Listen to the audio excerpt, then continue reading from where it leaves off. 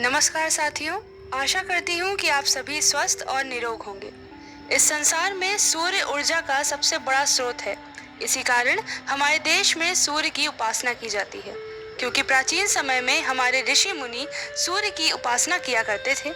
योग विज्ञान के अनुसार सूर्य नमस्कार का अपना एक अलग ही महत्व है, क्योंकि सूर्य नमस्कार के अभ्यास में हमें एक साथ 12 योगासनों का लाभ मिलता है।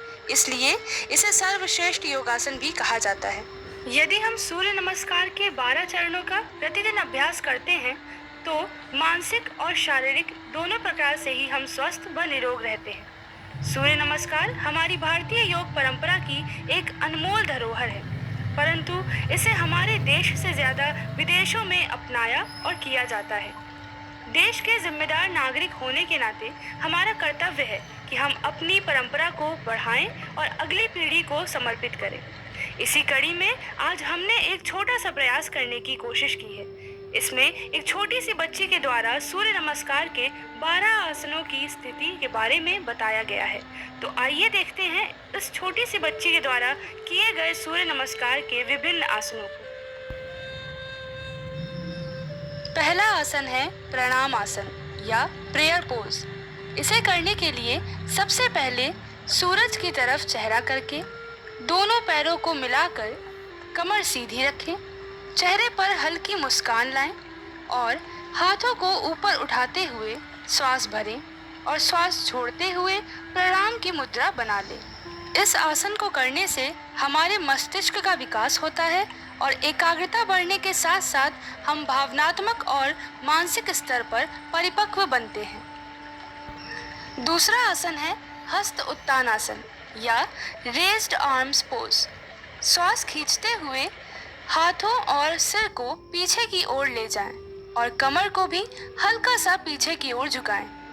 इस आसन को करने से गोल कंधे भी सीधे और सुडौल बन जाते हैं, पीठ की जकड़न दूर हो जाती है। इस आसन के दौरान गहरी लंबी सांस भरने से फेफड़ों की कैपेसिटी भी बढ़ जाती है। तीसरा आसन है पाद हस्तासन या स्टैंडिंग फॉरवर्ड बेंड। श्वास धीरे धीरे छोड़ते हुए आगे की ओर झुकते हुए सिर को घुटनों से और हाथों की उंगलियों को पैरों की उंगलियों से मिलाने का प्रयास करें। इस आसन से हमारे शरीर का ब्लड सर्कुलेशन तेज होता है।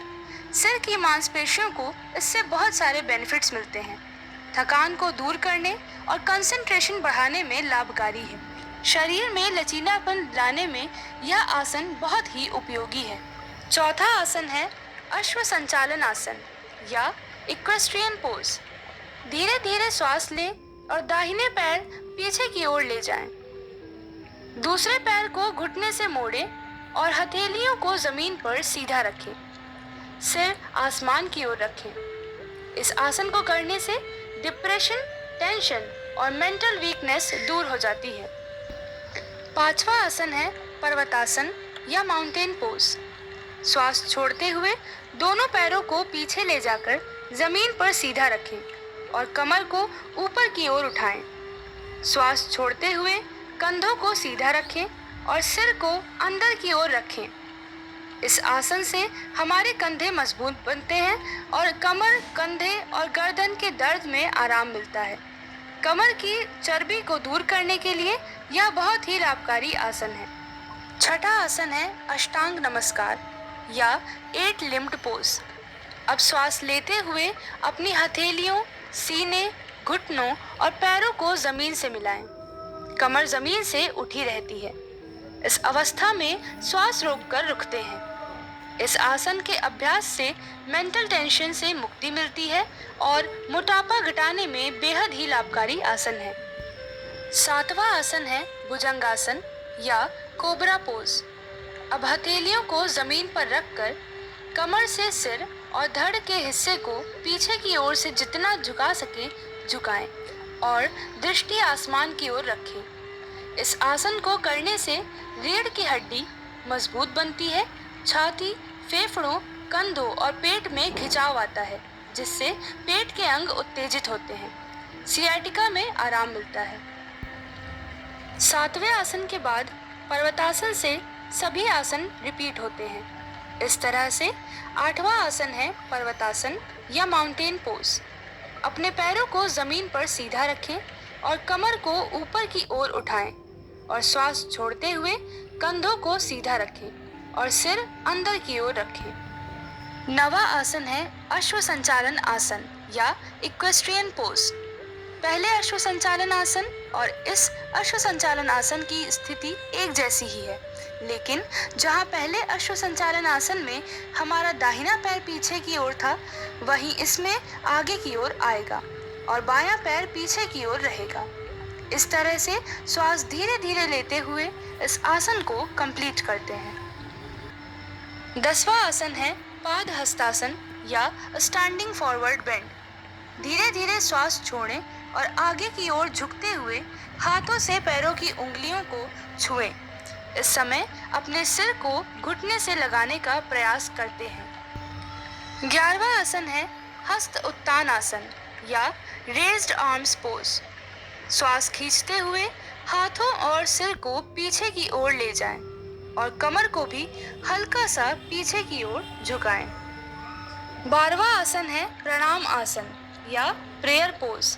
इसे करने के लिए चेहरा सामने की ओर रखते हैं, दोनों पैरों को मिलाकर कमर सीधी रखें, चेहरे पर हल्की मुस्कान लाएं और हाथों को ऊपर उठाते हुए श्वास भरें और श्वास छोड़ते हुए प्रणाम की मुद्रा बनाकर सूर्य नमस्कार की प्रारंभिक अवस्था में आते हैं।